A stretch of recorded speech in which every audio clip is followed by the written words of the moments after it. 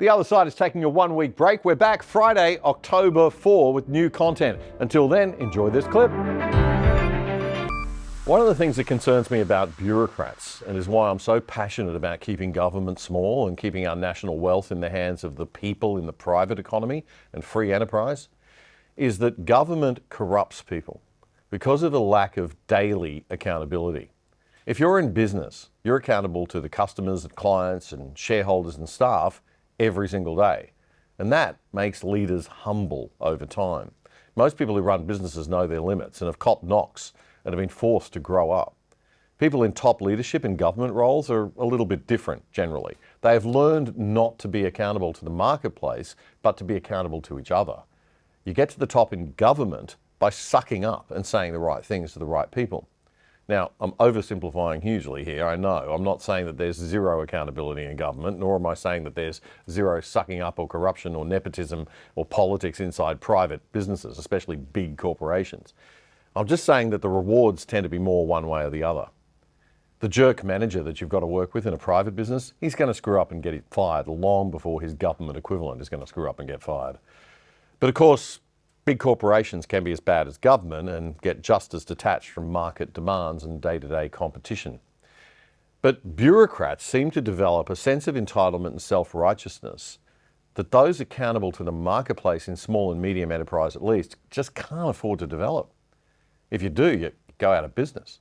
And what got me thinking about this was that when I was putting last week's show together, I noticed a similarity that actually some of you have picked up in the comments this week between the attitudes of Australia's eSafety Commission and its head, Julie Inman Grant, and the former US medical chief of the NIH, Dr. Anthony Fauci.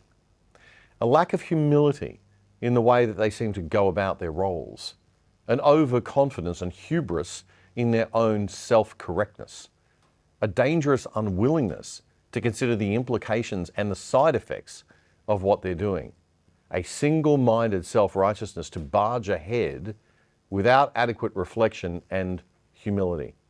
We saw it in Dan Andrews. He even got rewarded with a King's Honour this week for his COVID mismanagement. It is astounding stuff. But what was really telling last week was the fact that both of these people, I mean Julie Inman Grant and Anthony Fauci, who in my humble personal opinion, it's just a personal opinion, I'm sure Julie is exceptional at her job in many ways, and she's a high-achieving woman, but does seem to lack some humility in the way that she's performing this role. And in my humble personal opinion, they do tend to become kind of bureaucratic bullies in the way that they conduct themselves and do their public jobs. Both of them, like this particular personality type often does, played the victim card in public appearances last week. Now, Elon Musk, you will have noticed, took to his platform at one stage in the last month or so. He described you in somewhat personal terms, I suppose, Australia's censorship commissar. How did that weigh with you?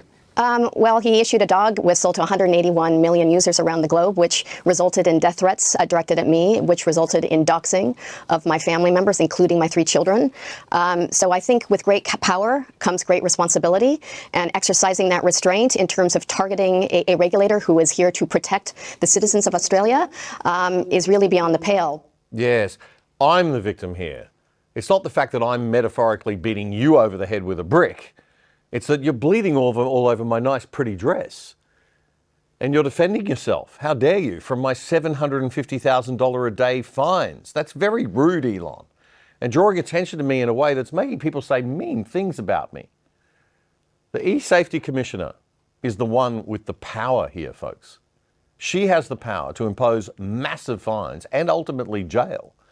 And now she wants even more power to actively disrupt businesses that don't comply. They want to go in and prevent social media companies from taking any advertising money. It's unbelievable. And I also love this term, you hear it all the time now, oh, it was a dog whistle. It was a dog whistle, right? I think the dogs just want to be left out of it, thank you very much.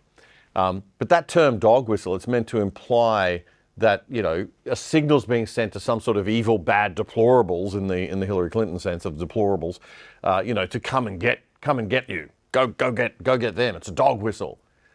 No, please. I mean, you are no victim, Julie. You are, in this case, the perpetrator. You just don't like the fact that Elon is big enough and rich enough and a bit crazy enough to actually stand up to you, where other big tech companies were just like, it's only Australia, who cares, small market, couldn't be bothered. Because he actually cares about free speech a bit. We got a similar attempt to play victim this week from Anthony Fauci during the US congressional hearings. Independent media commentators Dave Rubin and Megyn Kelly got together to discuss this one on Megyn's video show. So, Dr. Fauci, can you please share with us the nature of the threats you have received since the start of the COVID-19 pandemic? Yes, there have been everything from harassments by emails, texts, letters of myself, my wife, my 3 daughters.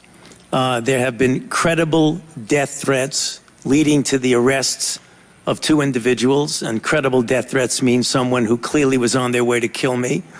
And it's required my having protective services essentially all the time. It is very troublesome to me.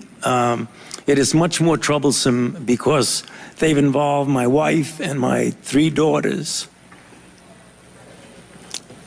At these moments, how do you feel? Oh, my Lord. Keep your mic on. Terrible. Do you continue to receive threats today? Yes, I do. Every time someone gets up and says I'm responsible for the death of people throughout the world, the death threats go up. Well, you are. He is. No one feels sorry for you. No one. Can you believe that? Megyn, have you ever received a mean email or a mean text? You want to see my death threats? Let's go over the past 10 years. Yeah, exactly. Now, death threats are terrible. They are illegal, by the way, and if you make them, you will be prosecuted because even anonymous social media accounts can be tracked after a death threat. So don't do that. That's bad. And we should be able to sort out our differences peacefully. The problem with people like these leaders is that they just never show humility. They act with absolute authoritarian style and then defend themselves to the death even after being proven wrong. He, in all the Fauci sound bites I've seen, I have yet to see him shed a tear. Yeah. For the Isn't that dead, something? for the children who suffered because of his unsupported mandates over and over, issued with hubris and no empathy for the people who are going to be affected, the children who are going to be affected in particular, the people who lost their jobs because of the vaccine mandates that he was behind. Not one even quivering lip. It only happens when it's about him. It's so twisted. The people that didn't get to go to their mother or grandmother's funeral. Right. Like, just think of that. Watch their spouses die through a window. I heard yet another story this week about a young teenager battling serious anxiety disorder and the hell her parents are going through, all because of lockdowns. We may be the first generation in history who sacrificed its young to save its elderly. That's not a sustainable strategy for a species. And think about the hubris of Dan Andrews and the brutality that he was prepared to unleash on Melbourne.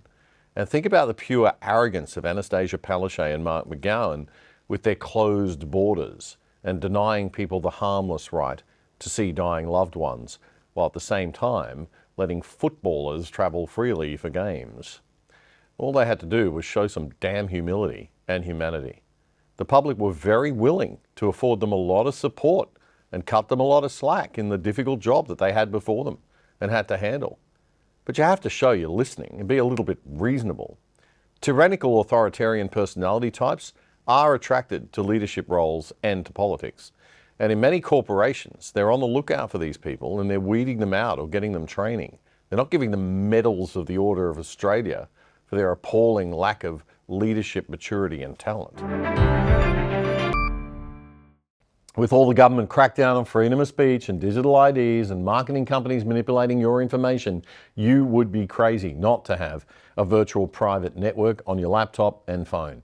In fact, all of your devices. I was once a bit afraid of how these things work, that they might, slow down my internet speed or be too complicated to set up. But private internet access is terrific. And when you buy from them, you're supporting the other side too, because they're one of our sponsors.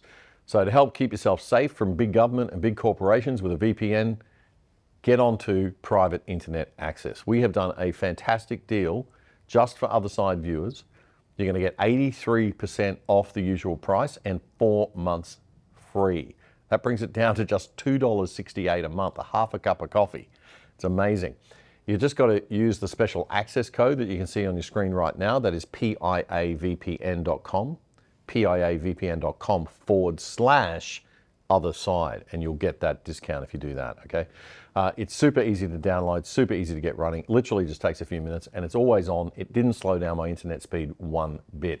And a side benefit is that I can now watch Netflix using my Netflix account as if I'm in any country in the world, which opens up the whole global Netflix library to me. And best of all, by using PIA, you're supporting the other side in a very big way and helping us to keep on providing an alternative to the mainstream media focused on Aussie news. piavpn.com/other side. Get on it. If you like that clip, there's more where that came from in our full show, The Other Side. You can watch it right here, the latest episode.